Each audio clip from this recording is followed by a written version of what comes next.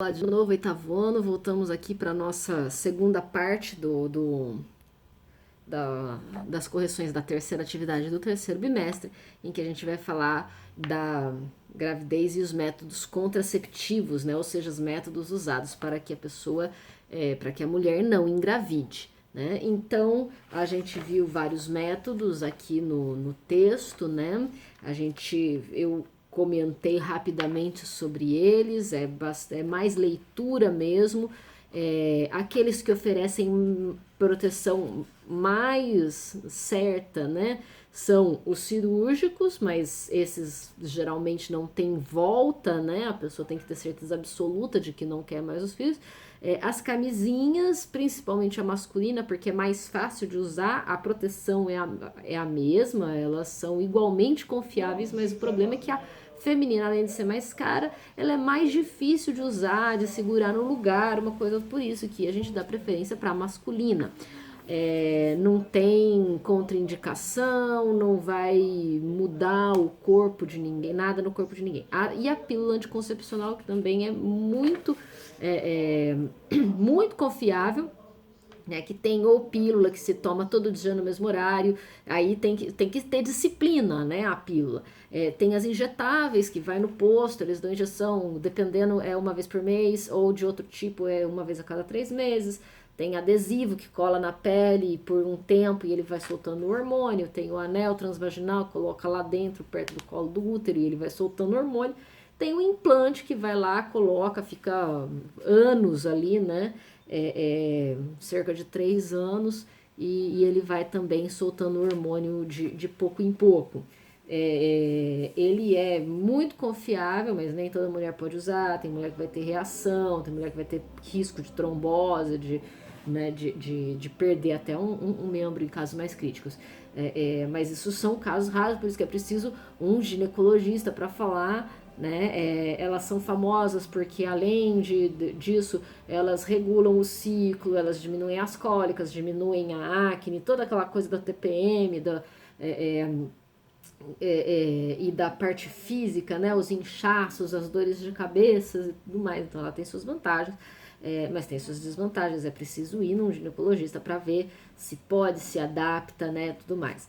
Os menos confiáveis são os comportamentais, né, a tabelinha e o coito interrompido, porque a tabelinha calcula quando que deve ser o ciclo, o período fértil, e aí não faz sexo naqueles dias, só que o corpo pode mudar por qualquer coisa ambiental, comportamental, sentimental, emocional, ou até de saúde, uso de remédios e tudo mais. O coito interrompido é difícil de controlar, de tirar na hora, né, de ejacular, pode escorrer alguma coisa próximo da vagina e entrar espermatozoides. Então esses são altamente falhos, né? Não, tipo assim, não usa isso aqui. Né? A tabelinha é legal usar quando você quer engravidar. Aí você calcula o período fértil, faz naquele dia, naqueles dias, né? Principalmente naqueles dias, porque aí você quer engravidar. Aí você, né? Já fez o planejamento familiar, tudo, já viu que dá conta, ou acredita que dá conta, né? Tem aqui, por exemplo, o DIU, ele é bastante confiável também, mas ele tem que ser bem posto, precisa um médico colocar quase que uma cirurgia, não é uma cirurgia, mas precisa ir no médico, ele vai inserir lá dentro do útero. Tem o diafragma, que é mais ou menos confiável, então fala para usar junto com uma pomada chamada espermicida, que ela vai matar os espermatozoides, coloca lá dentro da vagina, empurra, ela vai ficar tampando, né, uma tampinha lá no colo do útero para não entrar espermatozoides, e o espermicida também nela para matar, se, né, algum. Eu lembro quando eu era criança, tinha um filme chamado Olha Quem Está Falando, e mostrava exatamente um espermatozoide entrando por um diafragma, ele se espremendo assim, né? Então fala-se para usar espermicida. Porém, apesar de alguns serem bastante confiáveis, como até a laqueadura e vasectomia, nenhum método é 100%. Pode ser 99,9%, mas nunca é 100%. 100% é só você não fazer sexo, né? Aí é o único meio de ter 100% de certeza que não vai engravidar, né? A não ser que Deus tenha planos na sua vida, aí, né? Questão de crença, outra coisa, mas senão não tem jeito, né? Qualquer método pode falhar, até mesmo a pílula, até mesmo a camisinha, até mesmo a laqueadura e a vasectomia. É raro, mas pode. Então a gente vai falar um pouco sobre, né, essa coisa do corpo estar preparado ou não, do psicológico estar preparado ou não e dos métodos contraceptivos. Então vamos lá, que são 8 questões, né? Essa parte é muito longa porque é muita coisa, né? O vídeo anterior também muito longo porque é muita coisa, um assunto muito importante e, né, necessário. Então vamos lá. Questão número 1. Leia o trecho a seguir e responda ao que se pede. A incidência de gravidez na adolescência ainda é um fato que preocupa a saúde e outros setores da sociedade. São diversos fatores que implicam na intervenção e debate acerca do assunto. Alguns deles são a propensão de riscos na gestação devido à falta de preparo do corpo de uma adolescente, além de comprometer o desenvolvimento social das jovens mães. A médica obstetra e coordenadora da maternidade de alto risco do Hospital Estadual Dr. Jaime dos Santos Neves, Rosângela Maldonato, explica que uma adolescente que engravida está mais propensa aos riscos da gestação. A adolescente não tem maturidade do sistema reprodutor, pois ele ainda não foi totalmente desenvolvido. Em geral, o risco de uma gravidez na adolescência são o abortamento espontâneo, o parto prematuro e o desenvolvimento de hipertensão arterial. O grupo mais propenso a esse risco está na faixa etária de 11 a 15 anos. Então, quanto mais jovem, mais risco é a gravidez para a menina, por causa do desenvolvimento, por causa até do tamanho do corpo, mas mesmo que ela for grande, parece que tem corpo de mulher, mas não, ainda está em formação, ainda não terminou a formação. Então, quanto mais jovem, mais risco para ela, inclusive risco de morte, né? Seja durante a gestação por pressão alta ou seja na hora do parto, né? Então a gente teve aí, né, muitas coisas, né, muita polêmica sobre o aborto que fizeram na menina de 10 anos, que era violentada pelo tio desde os 6, não sei o que, além de toda a questão psicológica horrível, por isso que a gente fala que antes dos 13 né, antes dos 14 é sempre estupro por lei, não interessa se ela quis, se ela não... Agora, menina de 6 anos, pelo amor de Deus, não tem nem o que discutir, né? Ela tinha 10 anos de idade, a moça fala aqui, né, a médica fala aqui que a principal, né, o mais propenso a risco entre 11 a 15, imagina com 10, né? Então era um risco extremamente alto. Mas você vai falar de polêmica aqui, não tem como escapar desse assunto, né? É um assunto que aconteceu e que mostra pra gente que a gente precisa ter esse conhecimento antes de chegar e ficar dando opinião no que aconteceu, né, ali no caso. Então aqui a gente tem letra A, B, C e D sobre esse texto. Na A pergunta, de acordo com o texto, quais os riscos de uma gravidez precoce para a jovem mãe no que se refere ao seu corpo? Então tá escrito aqui no texto, quais os riscos? São o abortamento espontâneo, parto prematuro, desenvolvimento de hipertensão arterial. E eu, Natália, incluí até morte, né? Mas esses 3 são os que estão no texto, é só achar no texto. Questão B. Propõe uma explicação para o fato de que mães adolescentes correm mais riscos que mães em idade adulta. Fala também no texto, é porque o aparelho reprodutor dela ainda não está completamente formado, ele está em formação. Por isso, quanto mais jovem, menos formado está o aparelho reprodutor, mais risco para a saúde dela tem essa gestação. Para a saúde dela, estamos falando até agora. Na C, ele pergunta quais os riscos de uma gravidez precoce para o bebê, né? Então, para o bebê, tem o risco do abortamento espontâneo e do parto prematuro, né? Que ele pode nascer não pronto e aí ele pode morrer ou pode ter certas doenças, né? Doença respiratória, por exemplo, infecções e tudo mais. Então, esses são os riscos pro bebê. E na D, diz que o texto afirma que uma gravidez na adolescência pode comprometer o desenvolvimento social das jovens mães. Interprete essa afirmação com sua opinião a respeito. Será que compromete o desenvolvimento social? Bom, a gente espera que todo mundo consiga entender que sempre compromete alguma coisa.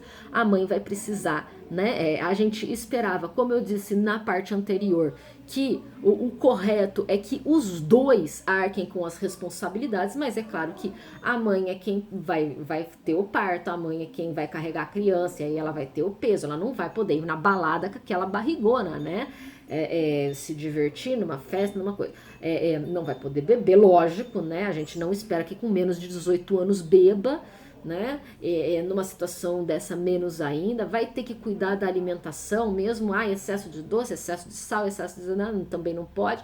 Então, e o social fica extremamente comprometido, aí ela vai ter que amamentar, a criança vai ter fome, ela vai ter que ficar em casa mais tempo para cuidar mais, uma coisa ou outra. Esperava-se que o homem também ficasse mais tempo em casa para ajudar, né? Que ele também tem que arcar com a responsabilidade. Infelizmente, a sociedade não exige isso do homem, né? E aí eles têm muito mais liberdade do que as mulheres. Muitos levam a vida como se nada estivesse acontecendo. E isso prejudica ainda mais o social da mulher, porque a responsabilidade ficou total em cima dela. E não só os 50%, já que ela fez 50% da criança, né? 50% da responsabilidade deveria ser do pai. E infelizmente não é o que acontece. Então acaba jogando tudo para a mãe. Isso prejudica absurdamente o social dela. A questão número 2, né? A gravidez na adolescência é resultado da falta de informação. Você concorda com esta afirmação? Discuta com os colegas e escreva um pequeno texto sobre o assunto.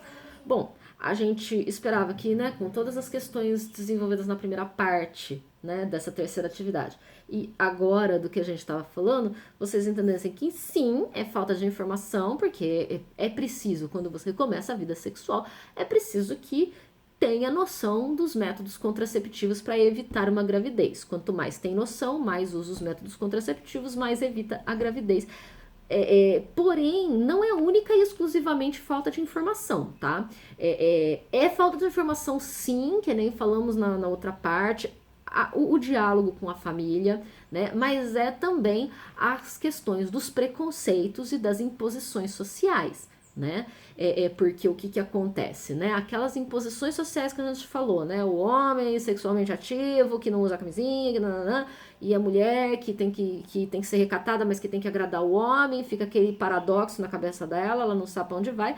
E o que acontece? Chega na hora, a menina pega um anticoncepcional, todo mundo julga a menina, ela fica com vergonha de pegar um anticoncepcional, ela fica com vergonha de pegar um outro método contraceptivo. Aí o menino chega, muitas vezes, né? Mas vou fazer porque você não me ama, porque não sei o que, a gente tá namorando, a gente tá junto, a gente tá ficando, nananã, e fica forçação de barra, que a gente comentou na última questão lá da primeira parte. Aí, na hora do vamos ver, mas camisinha aperta, não sei o que, mas eu vou ser menos homem, nananã, nananã, e aí ela fica aquela coisa, se eu não agradar, nananã, ela se sente pressionada igual o B lá da questão, da última questão da parte anterior.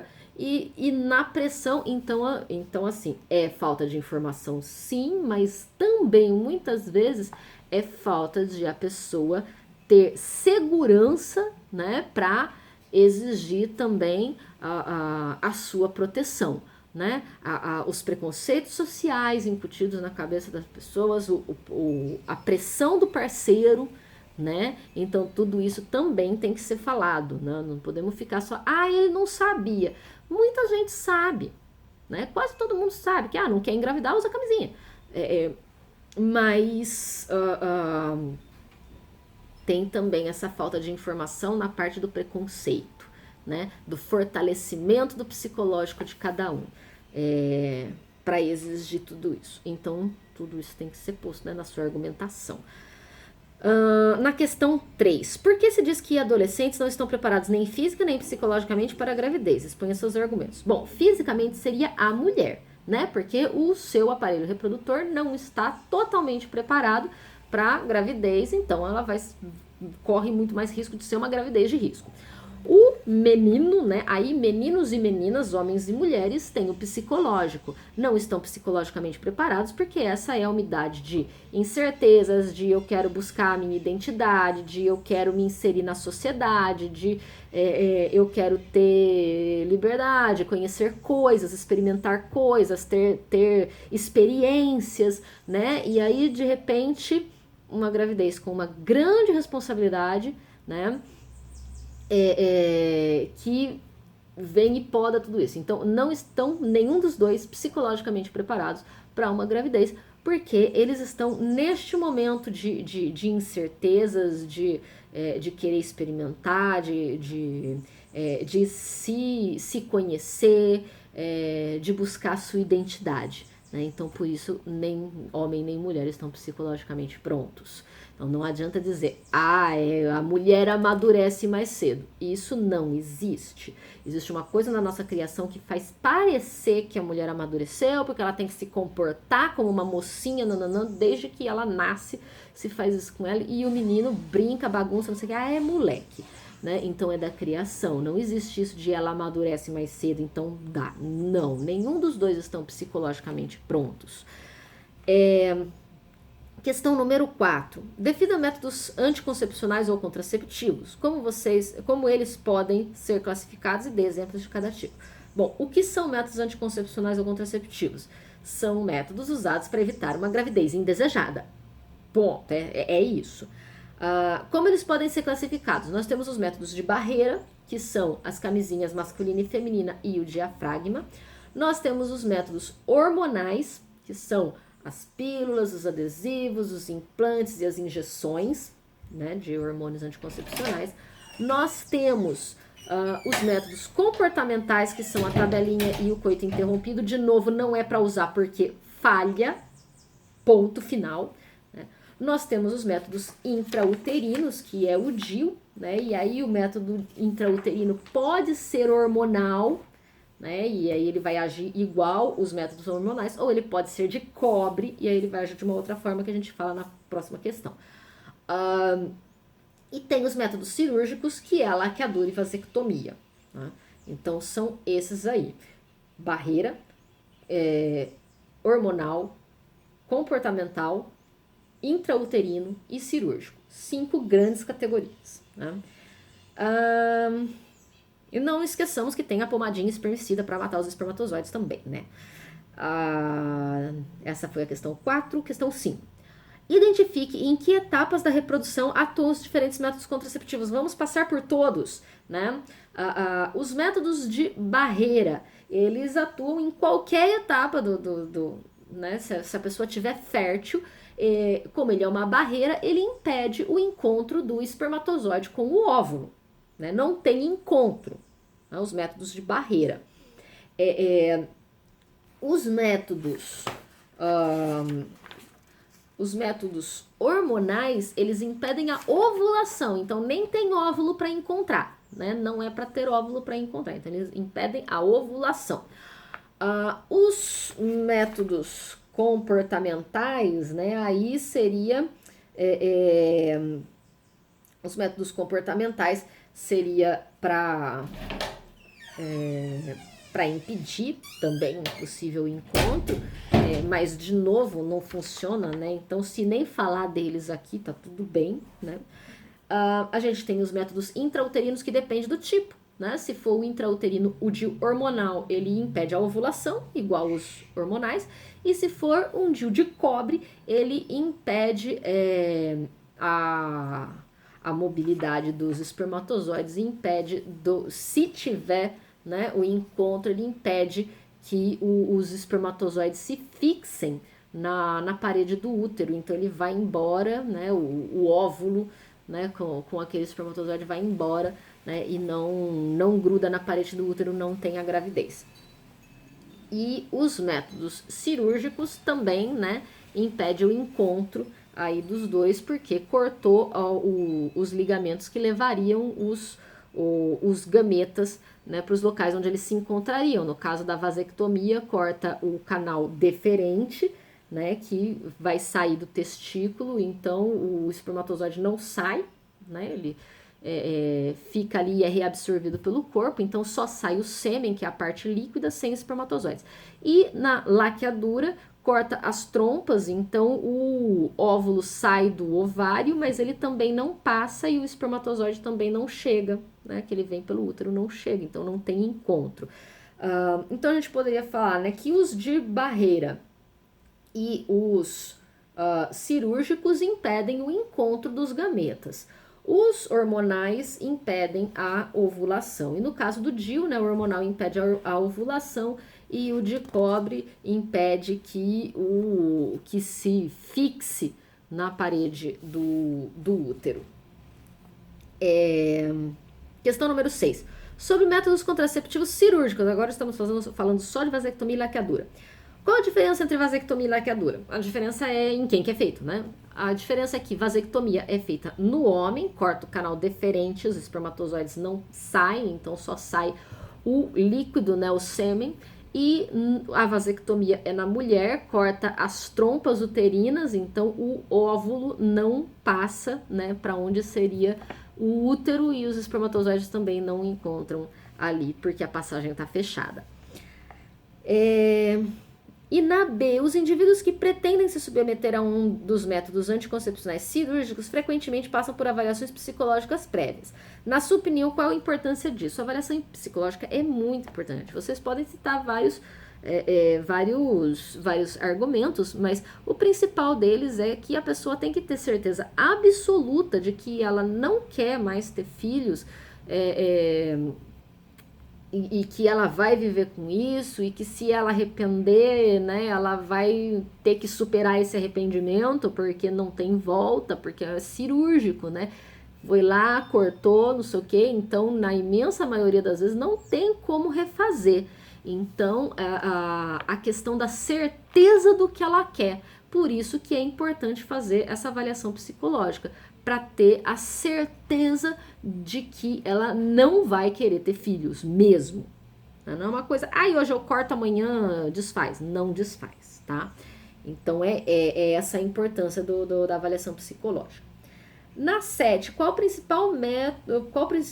o princípio do método da tabelinha em que ele pode falhar, e descreva o que pode ser feito para melhorar sua eficácia? Bom, o método da tabelinha, ele calcula quando seria o período fértil, baseado nos dias da menstruação, no primeiro dia da menstruação, para evitar de fazer sexo nesse período que seria fértil. Em que ele pode falhar? Ele pode falhar porque o período fértil pode mudar por vários aspectos, ou porque a mulher ficou doente, teve que tomar antibiótico, ou porque mudou o ambiente, a temperatura, o clima muito rápido, e aí isso afetou o organismo dela, porque por questões emocionais dela, que pode ser estresse, depressão, irritabilidade, um período de muito trabalho, ou, né, enfim, muita coisa pode mudar o período fértil dela, e aí aconteceu uma gravidez. E o que pode ser feito para melhorar a sua eficácia? Bom, na minha opinião, não usar isso, né? Não é utilizável isso. Então tem que usar outros métodos, né? Tem que usar outros métodos. Por exemplo, camisinha, por exemplo, pílula anticoncepcional, né? Tem que usar outros métodos, não adianta só evitar naqueles dias, né? Então seria isso. E na questão número 8, a gente tem: explique por que é dito que camisinha oferece dupla proteção para quem a usa durante uma relação sexual. Dupla proteção por quê? Porque ela é o único método que protege tanto de gravidez indesejada quanto de doença sexualmente transmissível, ou melhor, agora se diz infecções sexualmente transmissíveis, ISTs, né? Então por isso que é dupla proteção, é a única. Sempre perguntar: alguma coisa que protege tanto de gravidez quanto de doença? Camisinha, ponto, né? Então é isso das questões. Eu gostaria de falar, né, aqui para vocês, que é muito importante, que muita gente pergunta sobre a pílula do dia seguinte. A pílula do dia seguinte, não, porque a pílula do dia seguinte, se não usar nenhum método. A pílula do dia seguinte é só para emergência. Não use pílula do dia seguinte como método contraceptivo. Mas eu vou fazer sexo só de vez em quando, então eu vou usar a pílula do dia seguinte. Pílula do dia seguinte é uma bomba de hormônio de uma única vez no seu corpo. Ela é importante em caso de emergência. Estourou a camisinha, a chance disso acontecer é muito baixa de estourar a camisinha. Então, estourou a camisinha, usa o pílula do dia seguinte. Eu fui lá, tive uma prática sexual e hoje eu descobri que eu esqueci da pílula anticoncepcional de ontem. Então isso acontece pouco. Se você é uma pessoa que esquece toda hora, né? Eu sou uma pessoa completamente esquecida, põe um alarme no seu celular, sempre no mesmo horário, com o título anticoncepcional. Você vai lá todo dia no mesmo horário e toma a hora que despertar o relógio. Mas acabou a bateria naquele dia, eu esqueci o celular em casa, sei lá, deu um pau, não ouvi. Então aí é uma situação bem fora do comum, né? Ok, vamos tomar a pílula do dia seguinte. Então, para emergências, a pílula do seguinte é muito importante, que infelizmente tem esses benditos, né, caso de estupro, né? Então, houve um estupro, pílula do dia seguinte, ponto, né? Já evita, a gente é legalmente aceito que se aborte em caso de estupro, mas se houve um estupro, corre e toma a pílula do dia seguinte. O problema disso, né, é que às vezes a pessoa tá, quando é jovenzinha, criança, né, essas coisas, né, que nem a gente comentou da menina de 10 anos e tal, é lógico que ela não vai ter acesso, é uma coisa assim, né, muito pesada na vida dela. Mas adultas, né, podem procurar por si só, era esperado que o próprio sistema de saúde oferecesse, né, mas se não oferece, busque por si só, não é um método abortivo, tá? A primeira célula de vida, ela começa quando o espermatozoide entrou, aí ele vai soltar o núcleo dele. Ainda não juntou os dois núcleos. A primeira célula, o zigoto, é quando junta os dois núcleos. A pílula do dia seguinte, ela vai atuar para ou não ovular, se ela já ovulou para matar o espermatozoide, se não deu para matar o espermatozoide, vai descamar toda a parede do útero, manda tudo embora com o espermatozoide, com o óvulo, com tudo. Não é um aborto, tá? Não é abortivo. Então, muitas vezes as pessoas não tomam porque acham que é um aborto e que não sei o quê, e aí vem aquelas questões religiosas. Não é um aborto, tá? Então, cientificamente avaliado, tudo mais, não é um aborto. Mas é só para emergência. É claro que tem as questões que acontecem, às vezes a mulher não sabe, às vezes ela ficou tão desesperada que ela esqueceu disso, foi tomar mais tarde e aí não funcionou, tem todas essas questões. Então, né, se ela engravidar, porque não tomou a pílula do dia seguinte, foi um caso de estupro, ela tem o direito de abortar, tá? Já foi uma violência, não vamos violentar duas vezes. É uma questão muito complicada. Então, a pílula do dia seguinte é para usar só nessas situações. O uso de pílula do dia seguinte, várias vezes, cada vez que usa, né? Aí, usou 2, 3 vezes num ano só, não pode. Usar várias vezes, né? O que vai acontecer? Ela começa a perder a eficácia. E aí corre mais risco de engravidar. Outra coisa, vai acumulando parte desses hormônios no corpo e no futuro pode causar câncer de útero, câncer de ovário, câncer. Então, não é um método contraceptivo, é um método de emergência. Estou falando dele porque muitas vezes as pessoas perguntam. Voltamos à questão do respeito que foi falado em todos os pontos aqui, em todos os momentos aqui.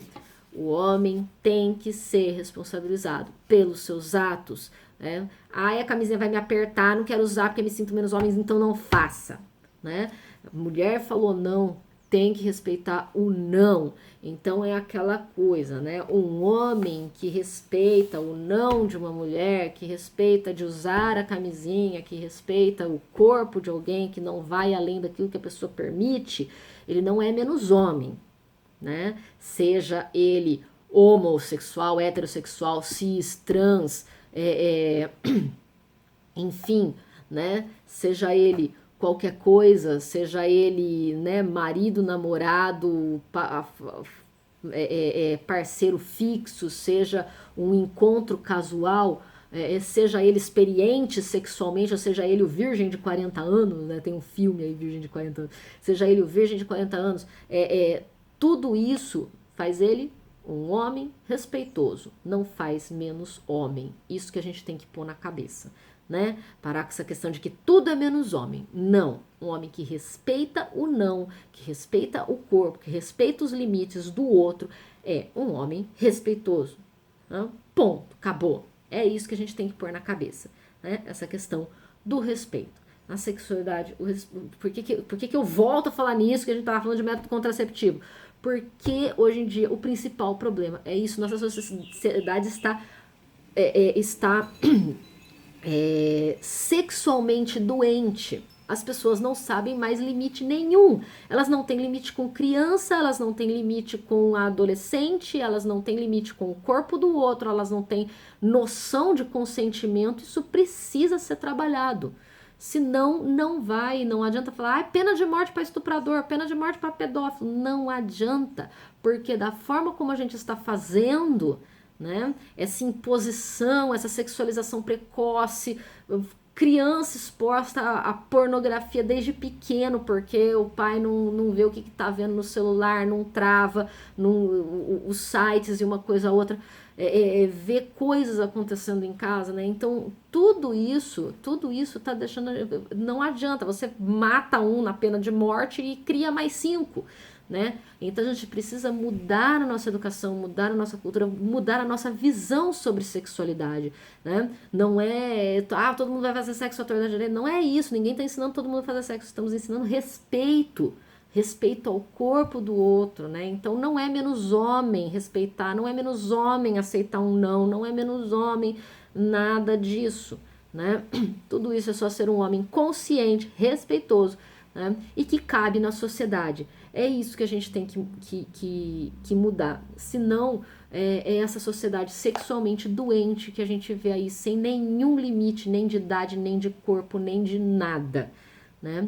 Então, por isso que eu falo tanto e gasto meia hora, 1 hora falando nesse assunto. É muito importante falar disso. Beleza, gente? Então é isso. Espero que vocês tenham entendido. Dúvidas mandem, eu respondo aí. E até a próxima atividade, então, que vai ser a 4ª e última atividade do 4º bimestre. Beleza? Até a próxima.